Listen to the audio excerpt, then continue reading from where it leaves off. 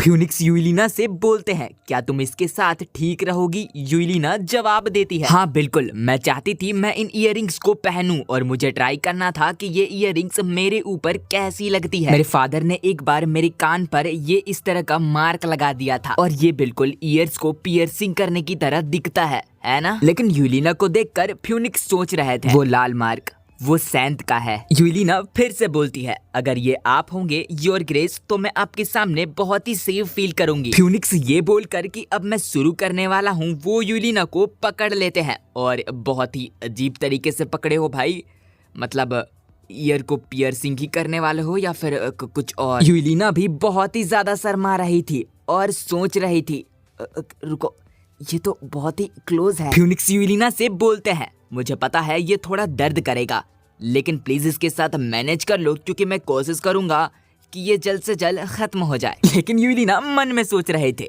मेरा heart beat बहुत ही ज्यादा तेज है, जरूर वो इसे सुन लेंगे। फ्यूनिक्स उसके कान की पियर्सिंग करने लगता है, तभी यूलिना धीरे से चीखती है, उसके कान से ब्लड आ रहा था। फ्यूनिक्स ये देखकर बोलते हैं, ब्लड?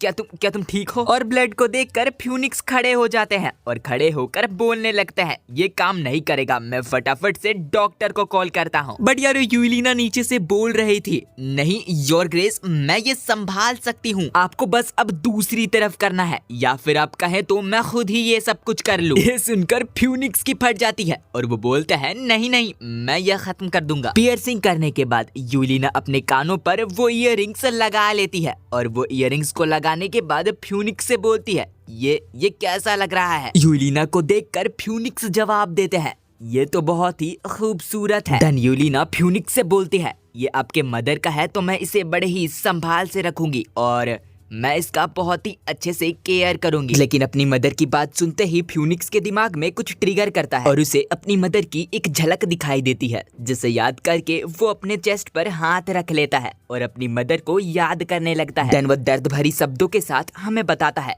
ये फीलिंग, ये इमोशन जो मैंने बहुत वक्त पहले महसूस की थी। पास्ट के सीन में फ्यूनिक्स अपनी मदर को पुकार रहा था और उसकी मदर नीचे गिरी हुई, साथ ही पूरी मानवा और लाइफ में हम पहली बार फ्यूनिक्स को रोते हुए पाते हैं, जहां वो अपनी मदर को देखकर रो रहा था और हमें बताता जा रहा था, हाँ मुझे अब वो आसानी से याद आ रहा है, मेरी मदर उस वक्त एक सफेद जमीन पर लेटी हुई थी। फ्यूनिक्स की मदर कारेन रोज फ्यूनिक्स से बोल रहे थे, मैं बहुत ही जल्द आ जाऊंगी थियो।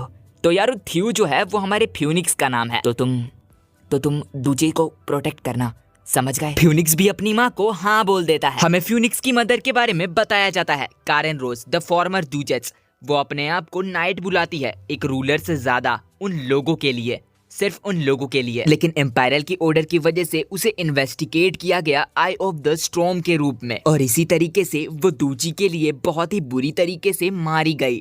फ्यूनिक्स अपने मदर को इस वक्त तक पुकार रहा था, मदर उठ जाइए, प्लीज मदर अपनी आंखें खोल लीजिए, मुझे देखिए मदर, प्लीज मदर उठिए। मदर ने बहुत सारे नॉर्थन लैंड्स को कल्टीवेट किया था, लेकिन आखिर में उन्होंने अपनी जान सिर्फ दूची के लिए दे दी। मैं नहीं चाहता था कि मेरी मदर की मौत बेकार हो जाए और उस दूची को प्रोटेक्ट करने के लिए जिसे मेरे मदर ने बहुत ही मेहनत से बनाया था, उन सब के लिए मुझे ताकत चाहिए थी, ना कि मेरे पास वक्त था इन सब नौटंकी करने का। और जब वक्त बीता तो मेरे मदर का मेरे पास सिर्फ एक ही चीज था, वो इयररिंग्स। मैंने उस इयररिंग पर ध्यान नहीं दिया, ना ही मैंने उसको कोई भी ज्यादा इज्जत दी और अचानक से ही मुझे कुछ होने लगा, लेकिन तुम्हारे सामने ये सब कुछ गायब हो गया। और ये सारी बातें फ्यूनिक्स यूलिना को बोल रहे थे, लेकिन मन ही मन, क्या यार फ्यूनिक्स यार सामने में बोल देता थोड़ी इम्प्रेस हो जाती। खैर फ्यूनिक्स यूलिना को पुकारते हैं, यूलिना फ्यूनिक्स की बातें सुन रहे थे। फ्यूनिक्स बोलते हैं, तुम्हारा शुक्रिया। लेकिन फ्यूनिक्स अपने मन में यूलिना से कुछ और ही बोल रहे थे। वो यूलिना से बोलते हैं, मैं सच में बहुत ही ज्यादा खुशनसीब हूँ कि तुम मेरी वाइफ हो यूलिना। यूलिना फ्यूनिक्स से बोलती है, प्लीज मुझे यूना बुलाइए, क्योंकि विलेज पर नॉर्मली लोग मुझे यूना ही बुलाते हैं, तो आप भी मुझे वही बुलाइए योर ग्रेस। जवाब में फ्यूनिक्स भी बोलते हैं, वैसे तो मेरे पास कोई नाम नहीं है, तो मुझे थियो ही बुलाओ। यूलिना फ्यूनिक्स का जवाब देती है, ठीक है थियो, मैं आपसे आपको थियो बुलाऊंगी। और यूलिना मन ही मन फ्यूनिक्स को देखकर सोच रहे थे, उन्होंने मुझे अपने मदर्स की इयररिंग्स दी, इसका मतलब यह है कि वो मुझे अपने वाइफ की तरह देखते हैं और अब से मैं इन्हें थियो बुलाऊंगी। और फ्यूनिक्स अपने मन में ख्याली पुलाव बनाने लगता है, यूना और थियो और क्या इसके बाद फिर ये डार्लिंग, हनी और डियर हो जाएगा? और फिर उसके बाद माँ बाप है। बच्चा। हाँ, अब भी हम काफी दूर है वहां तक पहुंचने के लिए। बहुत बड़ा रास्ता, बहुत बड़ा सफर तय करना है अभी हमें तो। अगले दिन गार्डन पर यूलिना कुछ देखते हुए बोल रहे थे, यहाँ तो काफी ज्यादा वीड्स हैं। रे जवाब देती है, मैजिक स्टोन्स के बदौलत इस साल हमारा गार्डन काफी ज्यादा गर्म हो गया है और इसी कारण की वजह से वीड्स काफी जल्दी ग्रो हो जाते हैं और उन्हें अकेला छोड़ दिया जाता है। आगे यूलिना फूलों को देखकर बोलती है, इन फूलों से तो किसी भी तरह का सेंट नहीं आ रहा। रे जवाब देती है, यह बिल्कुल इसी वजह से होगा क्योंकि ये मैजिक स्टोन्स के द्वारा बड़े हुए हैं। रे पूछती है, क्या आपके होम टाउन पर जो फूल है उनमें से सेंट आता है योर ग्रेस? यूलिना जवाब देती है, हाँ उनमें से बहुत ही ज्यादा अच्छी सेंट आती है। देन आगे यूलिना बोलती है, और शायद हम लोग कभी किसी ना किसी दिन एक साथ विजिट करेंगे मेरे विलेज को। लेकिन इतने में ही उसे पास्ट की कुछ बात याद आती है जहाँ ये बूढ़ा यूलिना से बोल रहा था, अगर तुम पीछे जाने की बात करोगी या फिर पीछे जाने की कोशिश करोगी तो ये बिल्कुल भी सही नहीं होगा, तो तुम जितना हो सके इसे अवॉइड करने की कोशिश करना। देन यूलिना उन बातों को याद करके सोचने लगती है, अभी मैं सिर्फ लेटर्स भेज सकती हूँ, बट शायद मुझे किसी दिन वहाँ जाने का मौका मिल जाए। ओह, लेटर से याद आया, क्या मेरा पिछला लेटर वहाँ तक पहुँच गया होगा? और अब मैं उस लेटर में और क्या क्या लिख सकती हूँ? एक सिंपल ग्रीटिंग और ये बताना कि हीज ग्रेस काफी ज्यादा ब्रेव हैं और साथ ही साथ ये भी बताना कि वो नॉर्थ के सबसे ज्यादा हैंडसम मैन हैं। देन यूलिना फ्यूनिक्स को याद करके फिर से सोचने लगती है, क्या इतना काफी होगा? रे यूलिना से पूछती है, क्या कुछ गड़बड़ है? यूलिना जवाब देती है, नहीं ऐसा कुछ भी नहीं है, मुझे बस अपने घर की याद आ गई थी। काश अगर मैं अपने घर जा पाती वापिस से। लेकिन यार फ्यूनिक्स इधर क्या कर रहे हैं? फ्यूनिक्स को पीछे छुपा देख कर रे बोलने लगती है, आखिर फ्यूनिक्स यहाँ पर कर क्या रहे हैं? नहीं, सबसे इम्पोर्टेंट बात तो ये है, क्या ये छुपने की कोशिश कर रहे हैं? लेकिन यार मैं तो इन्हें बहुत आसानी से देख सकती हूँ। और रे भी एक्टिंग ऐसा करने लगती है जैसे उसने कुछ भी नहीं देखा। वो बोलने लगती है, ओ नहीं, बहुत सारे वीड्स।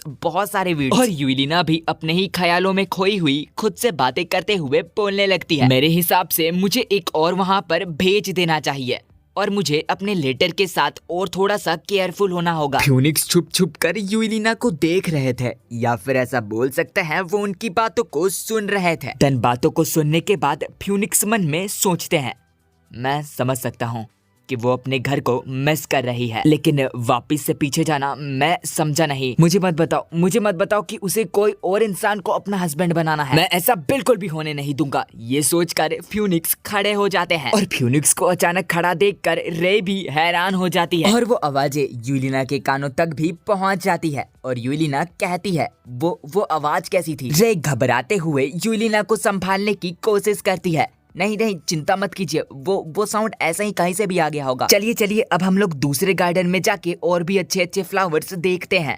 यूलिना भी उसकी बातों को मान जाती है और फ्यूनिक्स पीछे सोच रहे थे, हम लोगों ने अभी एक दूसरे को यूना और थियो कहना स्टार्ट किया था। अरे यार मैं तो भूल ही गया था कि मुझे इन्हें यूना और थियो बुलाना है।